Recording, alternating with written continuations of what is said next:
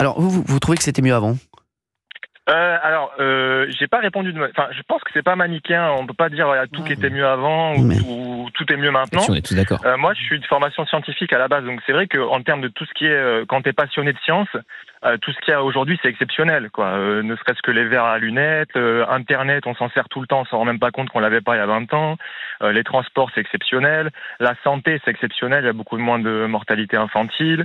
Donc surtout la santé, quoi. On peut vraiment être content des soins qu'on peut avoir aujourd'hui.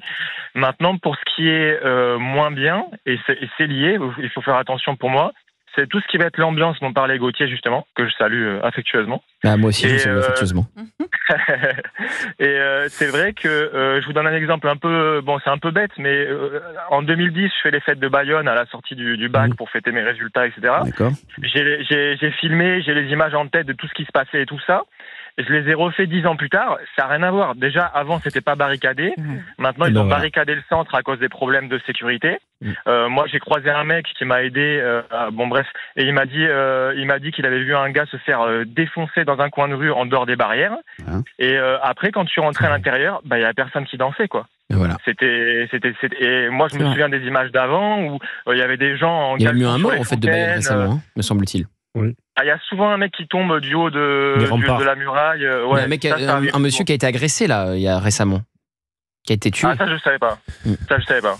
Mais il y a un ensauvagement global de tout. Hein. Il y a un ensauvagement et du coup ça se ressent, je pense, au niveau de la peur des gens. Les gens ont et avec un problème sur les fêtes du Sud-Ouest, une jeunesse qui s'alcoolise durement avec de l'alcool dur avant d'arriver dans les fêtes. Pardon, je vous ai coupé. Oui, d'accord, mais en fait. Moi, par exemple, ma mère, elle me racontait, elle était dans le sud, vers Arles, Avignon, tout ça. À chaque fois que je lui demande mais comment c'était, et pourtant elle est craintive, elle me dit qu'il n'y avait jamais aucun problème. Il y a même des gens, ils pouvaient dormir tranquille dehors, sur les places. C'était vraiment l'atmosphère un peu plus hippie qu'on a l'impression. C'est pas vraiment un cliché. Après, il n'y a pas tout qui était que mieux. Mais moi, aujourd'hui, en termes d'ambiance, c'est d'ailleurs pour ça que j'écoute souvent Cyril. Je regardais à la télé jusqu'à ce que ça y soit plus, parce que justement c'est un des derniers endroits où il y a un peu d'espace de liberté, on peut un peu rigoler. Il y a une envie de déconne. Moi, c'est vrai que je suis un déconneur et quand je me balade. Voilà, exactement. Et moi, c'est vrai que les gens que je rencontre, je fais tout le temps des blagues partout où je vais. Et là, les gens ils rigolent quand même, mais voilà, c'est pas eux qui sont moteurs, quoi. Ils sont un peu tristounes, quoi. Je parle de la France, hein. Si vous allez en Espagne, vous allez voir un peu comment sont les fêtes là-bas. Voilà. C'est pas faux. Je ne veux pas trop monopoliser le. Ah non, vous monopolisez pas du tout. Franchement, c'est très intéressant ce que vous dites. C'est très intéressant. Et d'ailleurs, vous me faites penser quand vous dites ça aux décorations de Noël. Vous savez, la polémique, là, les crèches, les décos, les sapins et tout ça. Avant, c'était pas une polémique, en fait. Non. Et ça, c'était beaucoup mieux avant, en fait. Ça, c'est d'ailleurs, moi, je la mettais avant la crèche. Je la mettais avant la crèche tout le temps. Et là, on s'est dit, flemme, on la mettra plus tard, et on l'a même pas mise, quoi. Et j'ai trouvé que ce Noël était sordide, quoi. Vous regardez à la télévision, vous allumez le jour de Noël, il n'y a pas un programme de télé avec une ambiance de Noël, comme quand j'étais plus jeune. Mais Robin, même je trouve, même au niveau de l'architecture.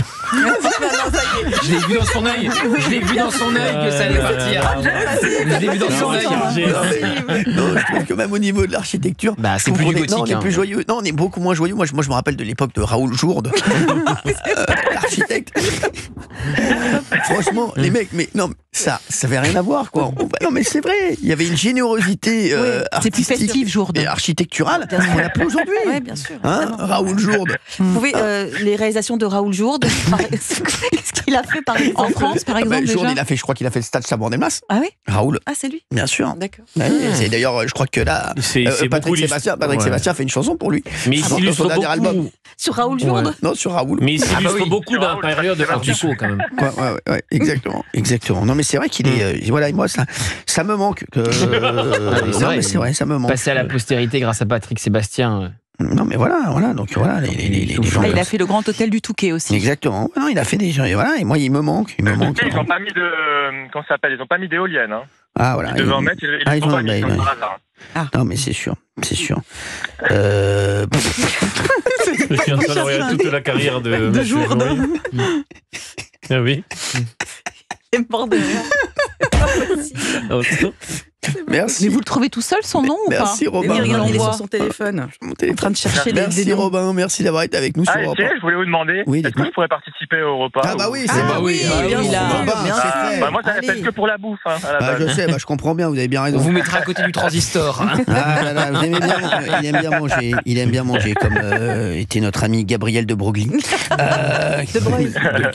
De Broglie, oui. Exactement. Voilà, pense à lui. C'est un plaisir de vous avoir et vraiment ça fait chaud au cœur.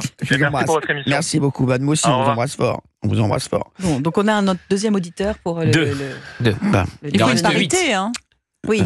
Ah oui. Il faut de la parité. Il faut des auditrices aussi. Ah bah bien sûr. Je pense à la jeune femme de Pau qui adore justement. C'est-à-dire que si on met Robin et la jeune femme de Pau entre Olivier, il va y avoir... Il y a Karine là qui nous appelle de Rome. Vous savez Karine qui nous appelle souvent de Rome. Oui. De Rome, j'adore Rome, quelle belle ville. Ah oui, non mais c'est vrai, j'adore Rome, c'est un trésor, c'est le trésor de l'Italie. Le conclave commence demain. Exactement. 16h30. Absolument. Alors, se ferme. Bonjour Karine, merci d'être avec nous sur Europe. Bonjour tout le monde. Bonjour. Merci d'être là, quel bonheur de vous avoir. Non, mais c'est moi, c'est pour moi le bonheur. Mais oui, je suis tellement heureux d'avoir quelqu'un qui, en plus, je crois que vous vivez à Rome, cette ville cosmopolite, dont l'art, l'architecture et la culture de presque 3000 ans ont traversé vraiment les siècles. Wikipédia, là, il est en train de lire Wikipédia. C'est vrai que l'architecture et la culture de cette ville rayonnent dans le monde entier, et ça, c'est vrai que c'est magnifique. Moi, je suis allé à Rome et j'adore moi ces ruines telles que celles du Forum romain ou du Colisée. C'est toujours un bonheur. Oui, bien sûr. Merci. On dirait Stéphane Bern. Mais même nous, on sait plus quoi dire. Personne qui s'interroge sur la grille. Merci Karine, merci d'être avec nous en tout cas. Merci à vous. Ah là là, quel bonheur de vous avoir. Alors Karine, est-ce que vous trouvez que c'était mieux avant, vous, comme ce sondage qui est sorti, 64% des Français veulent que le pays redevienne comme autrefois? Oui.